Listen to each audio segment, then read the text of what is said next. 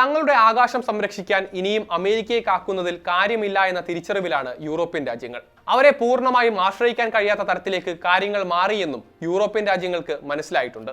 അതിനാലാണ് 10 European union രാജ്യങ്ങളും യുക്രൈനും ചേർന്നൊരു സുപ്രധാന തീരുമാനം കൈക്കൊണ്ടത്. പാരീസിൽ നടന്ന ഉച്ചകോടിയിലായിരുന്നു പ്രഖ്യാപനം. എന്താണ് യൂറോപ്യൻ രാജ്യങ്ങളുടെ പദ്ധതി? റഷ്യയ്ക്ക് ഉൾപ്പെടെയുള്ള ബദൽ അവരെങ്ങനെയാണ് ഒരുക്കുന്നത്? വിശദമായി നോക്കാം. സ്വാഗതം ഇൻഡെപ്തിലേക്ക്.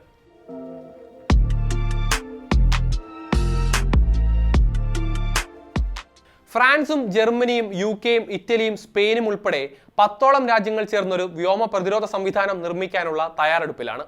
സാങ്കേതിക വിദ്യ പങ്കിട്ടും പൊതുവായ ആസൂത്രണത്തിലൂടെയും യൂറോപ്യൻ വ്യവസായങ്ങൾ പ്രയോജനപ്പെടുത്തിയും ഒരു മിസൈൽ പ്രതിരോധ സാങ്കേതിക വിദ്യ വികസിപ്പിക്കാനാണ് യുക്രൈൻ ഉൾപ്പെടെയുള്ള രാജ്യങ്ങൾ തീരുമാനിച്ചിരിക്കുന്നത്.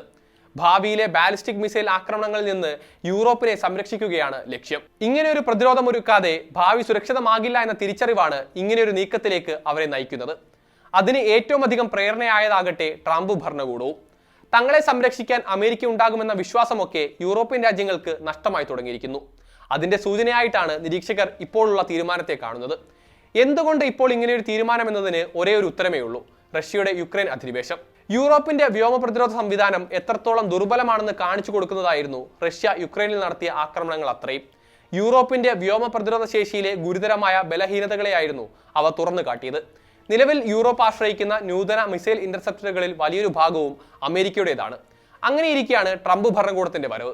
അവരാകട്ടെ നാറ്റോ സഖ്യത്തിലെ ഇടപെടലിനെ ഉൾപ്പെടെ യൂറോപ്യൻ രാജ്യങ്ങളുമായുള്ള വിലപേശലിനായാണ് ഉപയോഗിച്ചത്. അമേരിക്കയെ അകമഴിഞ്ഞ് ആശ്രയിക്കുന്നത് തങ്ങളുടെ ഭാവിക്ക് നല്ലതാണോ എന്ന് യൂറോപ്യൻ രാജ്യങ്ങളെ ചിന്തിപ്പിച്ചത് ട്രംപിന്റെ ഇത്തരം നിലപാടുകളും രീതികളുമായിരുന്നു. ഇങ്ങനെയൊക്കെ പറയുമ്പോഴും പ്രതിരോധ സംവിധാന മുക്തമല്ല യൂറോപ്പ്. അവരുടെ പക്കലും മിസൈൽ പ്രതിരോധ സംവിധാനങ്ങളുണ്ട്. പക്ഷേ അതെല്ലാം വിഘടിച്ചു നിൽക്കുകയാണ്. 2022 മുതൽ ജർമ്മനി യൂറോപ്യൻ സ്കൈ ഷീൽഡ് എന്നൊരു ഇനിഷ്യേറ്റീവിന് നേതൃത്വം വഹിക്കുന്നുണ്ട്. അതും പക്ഷേ അമേരിക്കയുടെ പാട്രിയറ്റ്, ഇസ്രായേലിന്റെ ആരോ 3 പോലുള്ള വിദേശ രാജ്യങ്ങളുടെ സംവിധാനങ്ങൾ സംയുക്തമായി വാങ്ങാൻ രാജ്യങ്ങളെ അനുവദിക്കുന്ന പദ്ധതിയാണ്. പക്ഷേ പുതിയ തീരുമാനപ്രകാരം ഭൂഖണ്ഡത്തിന് പുറത്തുനിന്നുള്ള സംവിധാനങ്ങൾ വാങ്ങുന്നതിന് പകരം യൂറോപ്പ് സ്വന്തം പ്രതിരോധ സാങ്കേതിക വിദ്യകൾ വികസിപ്പിക്കുന്നതിന് ഊന്നൽ നൽകാനാണ് ഒരുങ്ങുന്നത്.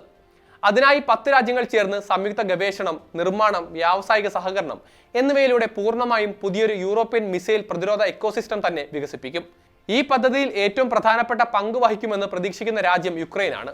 4.5 വർഷം പിന്നിടുന്ന റഷ്യയുടെ അധിനിവേശത്തെ ചെറുത്തുനിന്നതിൽ നിന്ന് അവർ നേടിയ പ്രായോഗിക അറിവുകളാണ് അതിനുള്ള പ്രധാന കാരണം.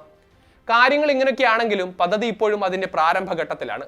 സാങ്കേതിക വർക്കിംഗ് ഗ്രൂപ്പുകൾ സൃഷ്ടിക്കാനും പൊതുവായ പ്രവർത്തന രീതികളും ഭാവിയിലേക്കുള്ള ഒരു റോഡ് മാപ്പ് തയ്യാറാക്കാനും മാത്രമാണ് അംഗരാജ്യങ്ങൾ ഇപ്പോൾ സമ്മതിച്ചിട്ടുള്ളത്. ഔദ്യോഗിക സമയപരിധി പ്രഖ്യാപിച്ചിട്ടുമില്ല.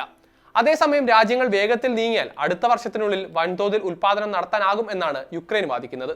പതിറ്റാണ്ടുകൾക്കിടെ യൂറോപ്പിൽ നടന്ന അതിനിർണായകമായ പ്രതിരോധ പദ്ധതിയായി ഇത് മാറുമോ അതോ മന്ദഗതിയിൽ നീങ്ങുന്ന ഒരു പദ്ധതിയാകുമോ എന്നതാണ് ഇനി കണ്ടറിയേണ്ടത്.